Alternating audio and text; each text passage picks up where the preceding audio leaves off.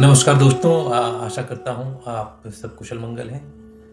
दोस्तों, आपका साथी मनीष स्पिरिचुअल सी चैनल में आपका फिर से स्वागत करता है। आज एपिसोड 90 और हम दूसरे अध्याय सांख्य योग के श्लोक 56 पर विचार विमर्श करेंगे। तो आज श्लोक 56 को शुरू करने से पहले तीन कठिन परिस्थिति की चर्चा करते हैं। आर्ट ऑफ लेटिंग गो। पहला है कि let go of the desire for happiness या सुख की लालसा को त्याग करना। दूसरा है फियरलेस या भयमुक्त होना। और तीसरा to be free from anger यानी कि क्रोध से मुक्त होना या क्रोध रहित होना। ये तीनों मनुष्य के चरित्र में बहुत ही मुश्किल से आ सकता है, कठिन है। हम सब अगर देखें कि क्या ये तीनों आ जाए हमारे मन, बुद्धि, मस्तिष्क में, तो बहुत कठिन है, लेकिन प्रयास करने से शायद आ सकता है। तो पहला जो मनुष्य के चरित्र या व्यवहार में देखें तो let go of the desire for happiness या सुख की लालसा को त्याग देना। तो देखते हैं इच्छा क्या है। और desire comes from attachment, but can we be detached. यह एक बुनियादी इंसानी अनुभव है। हमारे कामों में हमारे पीछे ड्राइविंग फोर्स है। डिजायर होता है तो हमें वो पुश करता है कुछ प्राप्त करने के लिए, और अक्सर हम पाएंगे कि ये डिजायर ही है जो हमारे दुख की जड़ भी है। तो डिजायर या इच्छा की प्रकृति हमारे जीवन पर और इसकी असर और इसकी पकड़ से आजादी के रास्ते पर जाना बहुत ही कठिन माना जा सकता है। लेकिन हम अपनी इच्छाओं को समझकर और अपनी इच्छाओं को मैनेज करके शायद मन में शांति प्राप्त कर सकते हैं। अब दूसरा मनुष्य के चरित्र या व्यवहार में क्या होता है? फियरलेस या भय मुक्त होना। तो समझें कि निडरता का मतलब डर का ना होना नहीं है, बल्कि इसके बावजूद एक तरह से हमें डर को, फियर को न्यूट्रलाइज करना है या कुछ एक्शन लेना है। So being fearless is practiced consistent, right? And a conscious decision to prioritize growth over comfort. Or we can say fearless while performing our duty in accordance with righteousness.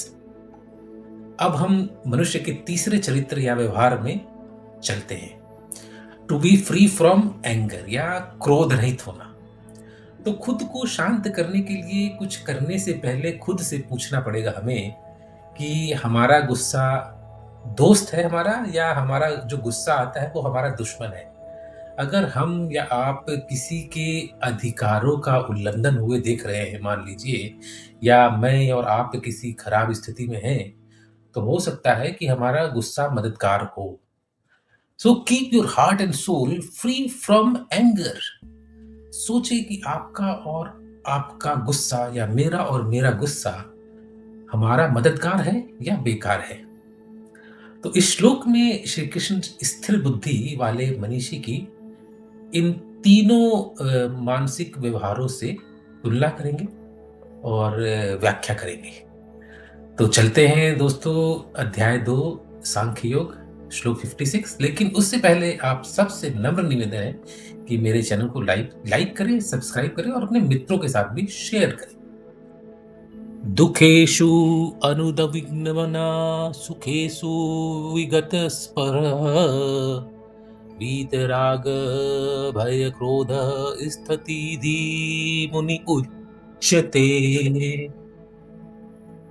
तो जो मनुष्य किसी प्रकार के दुखों में क्षुब्ध नहीं होता, जो सुख की लालसा नहीं रखता है, जो आसक्ति, भय और क्रोध से मुक्त रहता है, वह स्थिर बुद्धि वाला संतुलित व्यक्ति मनीषी कहलाता है। So rather than making a black and white statement, a wise person is free from sadness, longing and anger. एक स्थिति प्रज्ञ समझदार इंसान में भावनाओं की कमी नहीं होती, बल्कि वह उन्हें अच्छे से संभालता है। एक स्थिति प्रज्ञ व्यक्ति दुख में इसे महसूस करते हैं, लेकिन सोचने के बजाय जल्दी ही इससे उबर जाते हैं। दुख में वे घमंड और तुलना वाली खुशी से बचते हैं और इसके बजाय दूसरों की खुशी में हिस्सा लेते हैं। भय में ऐसे पुरुष अनुभव से पता चलाने वाली बात देखते हैं, सतर्कता देखते हैं और मुश्किल खड़ी करने वाली सोच के बीच में फर्क करते हैं। ऐसे स्थिति प्रज्ञ लोग क्रोध में इसे मानते हैं और तुरंत स्थिति को बैलेंस्ड या बदल देते हैं। तो हम जब जीवन पालन करते हैं तो हर जगह सुख या दुख होगा, भय होगा, हो सकता है क्रोध हो सकता है जिसका हमें सामना करना है। हम सब ऑफिस जाते हैं, व्यापार करते हैं, परिवार में रहते हैं, तो सुख दुख भय क्रोध इन तीनों परिस्थितियों का हम लोग निरंतर सामना करते हैं। तो क्या यह संभव है कि हम इससे ऊपर उठ सकते हैं? तो यहां भगवान कृष्ण क्या कहना चाहते हैं?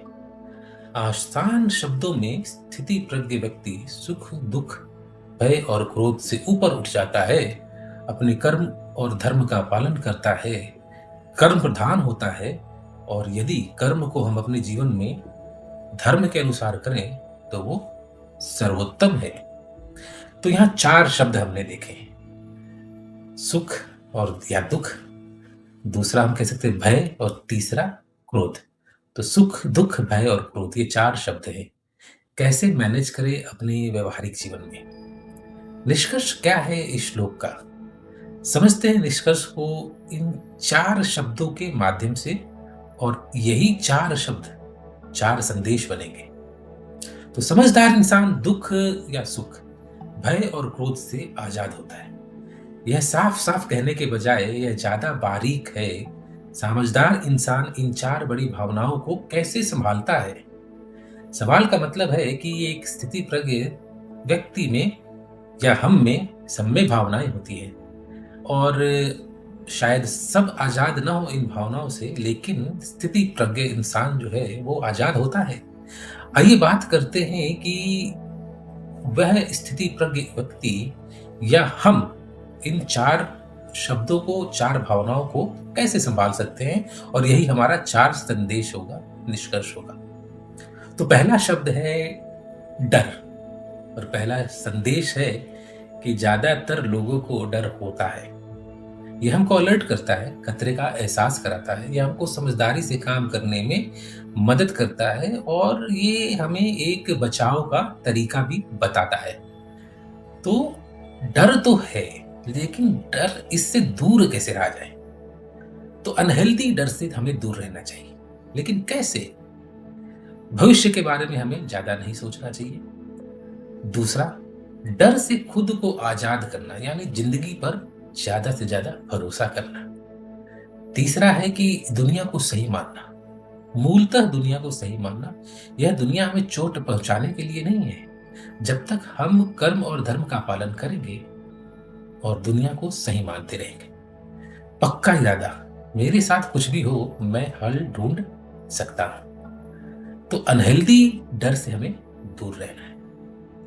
अब दूसरा शब्द है या दूसरा भावना है क्रोध या गुस्सा, और यहीं से दूसरा संदेश भी है कि ज्यादातर लोगों को गुस्सा आता है, और कोई नहीं कह सकता कि मुझे गुस्सा नहीं आता है।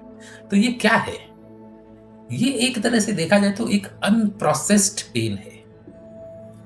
जो दर्द है वो शायद हम अच्छे से प्रोसेस नहीं कर पाए हैं अपने मन बुद्धि में, किसी चीज के प्रति, किसी व्यक्ति के प्रति, या किसी समाज में किसी सिचुएशन के प्रति। ये अनप्रोसेस्ड पेन है जो कि क्रोध या गुस्सा के माध्यम से निकलता है। तो गुस्से या क्रोध से कैसे निपटे?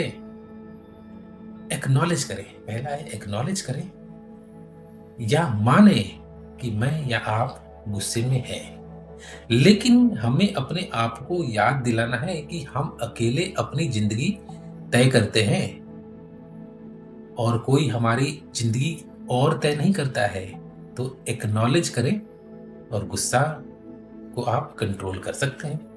अगर हमने क्रोध झेला है, मान लीजिए समाज में किसी ने हमारे साथ गलत व्यवहार किया है या कोई और कारण है, तो दूसरों को ऐसी परिस्थिति देखने पे हमें समर्थन करना है, सहयोग करना है।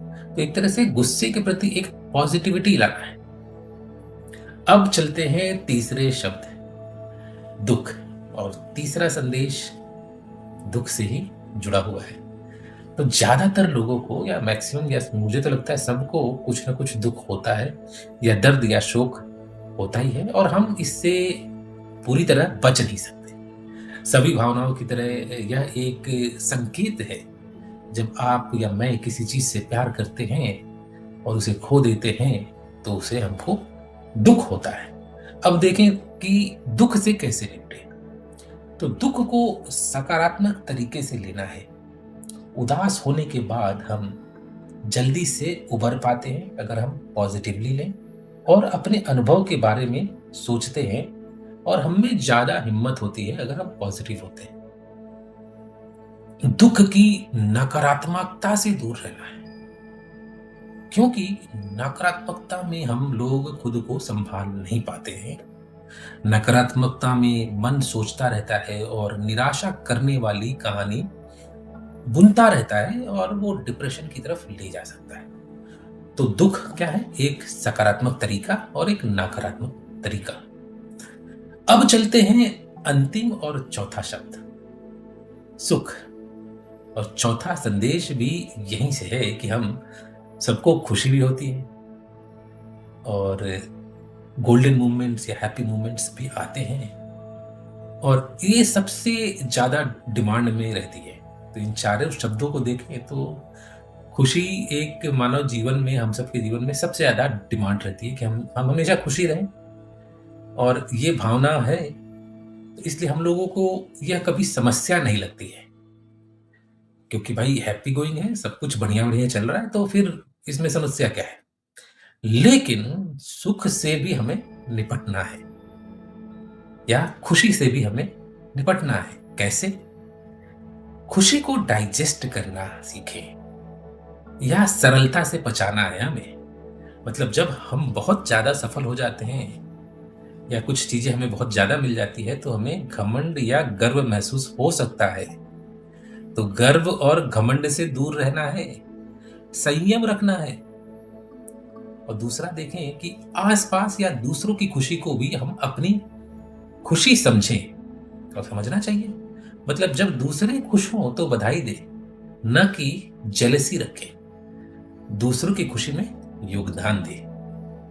तो इन चार शब्दों, इन चार मानव भावनाओं के साथ ही हमने चार संदेश देखे और आज का एपिसोड इन चारों संदेशों से समाप्त करते हैं। विदा लेते हैं दोस्तों।